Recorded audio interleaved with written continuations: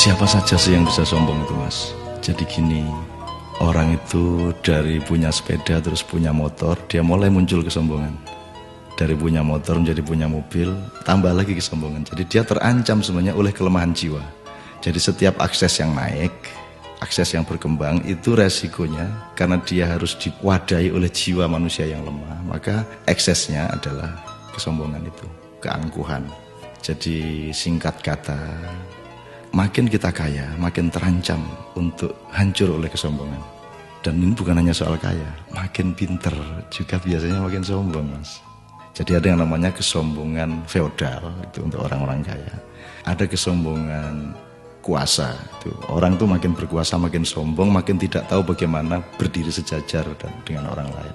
Jadi kekuasaan menciptakan kesombongan, kekayaan menciptakan kesombongan. Dan saya ingin mengatakan poin yang sebenarnya bukan itu. Kepandaian juga sangat berbahaya untuk memunculkan kesombongan kita. Dalam bahasa populer kita sebut keangkuhan intelektual.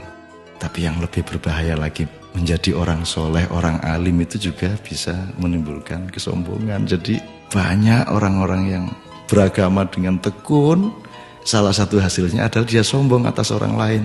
Diam-diam selalu merasa lebih hebat dari orang lain, lebih masuk surga daripada orang lain, lebih diterima Allah oleh orang lain.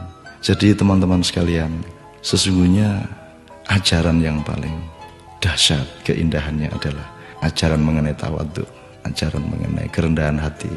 Jadi orang sholat, orang beribadah itu adalah latihan untuk mencampakkan diri, bukan untuk mengunggul dan menegakkan diri. Mencampakkan diri di hadapan Allah. Kita bersujud-sujud tersungkur-sungkur supaya kita siap untuk berlaku rendah hati kepada siapapun.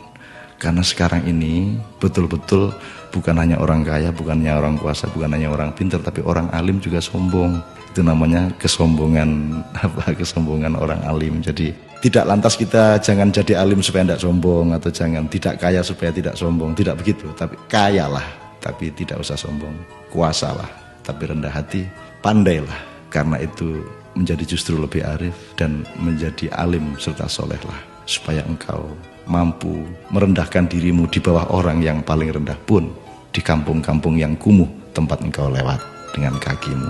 Terima kasih.